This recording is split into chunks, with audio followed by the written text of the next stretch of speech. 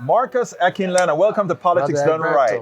How you doing, my friend? Oluwa Ishenla, the creator, makes a great work. Great. Well, hey, feel good. Thanks for you, my brother. Let me tell you something. First of all, before I get started, why are you at Netroots Nation? I was invited by the Vocal Fellowship Program. I'm a Vocal Fellow for 2023. I'm doing a project in the Deep South, and they also give us opportunities for training. So I'm here to get my consciousness expanded. Okay, well, now you taught me something over here. You know, in Panama, where I'm originally from, we have some of the folks of our hue, of our ethnicity. They were called cimarrones. Those were the ex-slave slaves that took care of things on their own. Well, you told me there's a similarity in New Orleans. Yes. Tell me a little bit about that. Well, the original name of Louisiana is Bulbancha, the place of many tongues. And in Bulbancha, we had more, during the time, the dark days of slavery, we had more maroons, cimarrones, per capita. That's what I'm talking about, the cimarrones, per capita than Haiti or Jamaica. People don't know this. And they were ferocious freedom fighters and ingenious builders of their own way of life. And they basically took over the bayous in the eastern part of what's now called Louisiana, but the real name is Bulbancha, and in other areas north and west of what's now New Orleans, aka Bulbancha. And so they refused to be enslaved, and they fought militarily. But they also were masters of agriculture, bushmasters, masters of society, of building alternative societies.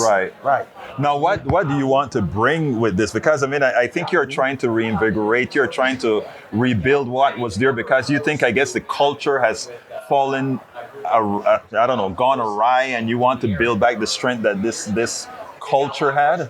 Well, without a doubt. We're living in a post-Katrina reality. We have not really recovered from Katrina. People are not really talking about that, but it's a fact, as far as I'm concerned.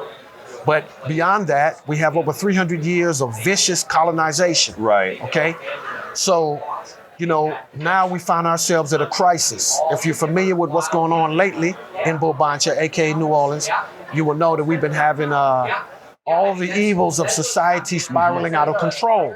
Even though we have such a beautiful place with enormous culture, tradition, what are you heritage. calling the evils of society? What exactly do you mean by that? Well, I mean, sociopathic behavior that, as far as I'm concerned, has its roots in Eurocentric colonization. Okay? Which then exacerbates things like homicide rates, poverty, poor educational situations, housing shortage. You said it there. All the basics of life are in jeopardy for many people. Okay, now you just call that the Eurocentric colonization. And you're saying that because, let me tell you, I'm going to play devil's advocate here.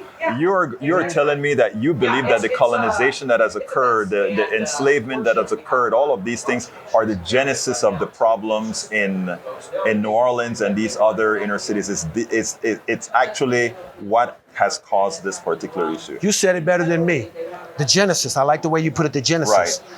This does not take away anybody's responsibility to rise up and help to elevate this situation. Which is what you are doing in your organization.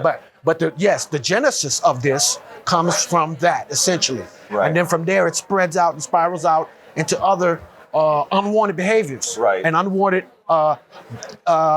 ways of thinking. One of the things that Eurocentric colonization does is it limits a person's worldview. So that whatever they're faced with in life, they can only pull out of that Eurocentric colonizing trick bag to try to come up with solutions to it. You dig? All right?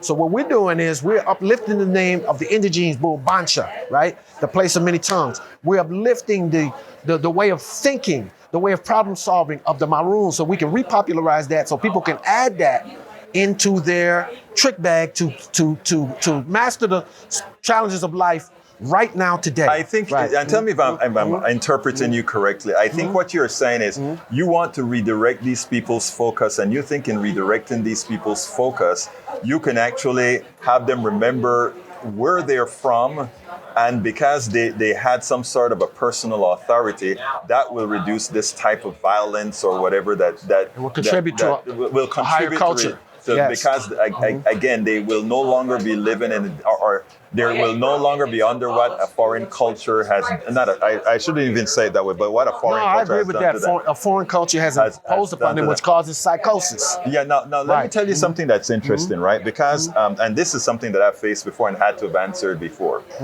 Folks would say, oh, well, they would want to make it the issue that makes somehow the violence, well, let's say within the urban communities, the black communities, in your case, Bulbancha, New Orleans, that it is something intrinsic to the people itself, and they will go ahead and say, look at what's happening in not Kenya anymore, but look at what's happening in Yemen, or look at what's happening in these, and they will try to give an example of the violence that our media shows over here from these places at the same time that it shows the violence, and not realizing that two things: the colonization occurred all over the place as well. Yeah, they haven't done their studying. But secondly, it's not only that, but our brothers and sisters of all ethnicities, or brothers and sisters of all races, let's not forget the Yugoslavians, the war, what Yugoslavians did to Yugoslavians. Let's not forget what Serbians did to Herzegovinians. Let's not forget what Irish did to Irish. Let's not forget that the meanness of humanity at times can be all over, and it has no hue. It has no color. But the fact that we have certain issues, we need to start looking at humanity to solve our problems, and which is something that you're working on. Tell me something else that you guys are doing out there. Well, to give you an example, just I guess a couple of weeks ago, we had the fourth Bulbancha Rise Up, which is a series of Afro-Indigenous inspired Ifa, voodoo, art, music, culture, events to inspire people. We're not really trying to redirect people, but we are trying to inspire people. Because I'm a Olorisha, I'm a traditional priest, I'm an artist, and a few more things. So my job is to inspire. My job is to open people's eyes, and then they can solve the problems on their own. Or we'll solve it together, you dig? So what we did, give me an example. Treme is the oldest African-American neighborhood in the United States. It sits there on land that was already cultivated by the indigenous people previous to anybody else coming here. To that land, right? All right. At one point, the people of Treme, the black people of Treme, became big-time banana farmers. But if you come to Bulbancha now, New Orleans now, I don't really see black people cultivating bananas anymore. They're not cultivating hardly anything. I wouldn't go that far. That wasn't a disparaged comment. What I'm saying is that when you urbanize a people and you take away their options to land, they can lose some of themselves, particularly if you have thousands of years tradition of being earth people. The reason I hold back right there is the comment was not intended to be disparaging at all to the people. It was disparaging to the system. I'm with you. So our ancestors, our Egun, our ancestors were big time banana farmers. And then, we have people that are doing great in Bulbancha. We have some people that are trying to figure it out. We have some people whose destinies are totally thrown off, right? But yet I don't see the banana plantations. I did see the banana plantation in the beloved Vietnamese American community in Bulbancha. That's my point, right? Okay, up until Katrina devastated their community. So their banana plantation is sitting going rotten now too because of Katrina, right? But up until Katrina, they were cultivating the bananas. So what we did as part of our invoking powerful metaphysical ritual, this last one, we planted banana trees. You see what I'm saying? I like that. In other words, did it. Bring it back. Bring it back. That's the point. Now, I don't want to see you out here with a balaclava on, carjacking beautiful middle-aged soccer mommies. What I would want to see you understanding is cultivate that land and bring back the banana plantation. Right.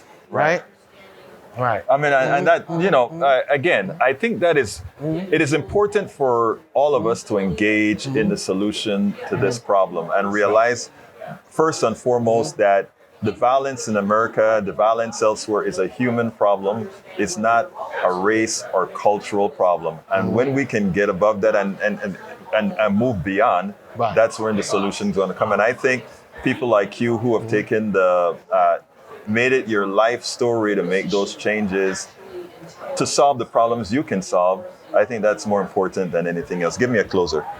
Well, I agree with what you said. I'm on a vibration of bring your gifts to the table. I do not think I have all the keys to solve the problem. but I'm gonna bring my gifts to the table. Other people bring their gifts to the table. And little by little together, we're gonna make that boat rise higher, right? And so I see us winning. Right now we're in crisis, but I see us winning. I see us winning. So my last words, I'm gonna say, me being from New Orleans, from a New Orleans family for a long time, the last thing you're gonna hear out of my mouth today is Bulbancha forever. Marcus Akinlana, thank you so kindly for having been on Politics Done Right, my brother. Thank you for just meeting me and opening your platform to me. Absolutely. I share. We spend a lot of time deconstructing the news, trying to parse it into a form that everybody can understand. We try to find those little nitpicks where it flies above the fray, etc. If you really like these videos that we do, I want to ask a big favor. Please go ahead, number 1, subscribe to our channel, and number 2, please join if you can. Thank you so kindly for watching. Keep watching. Please remember to share.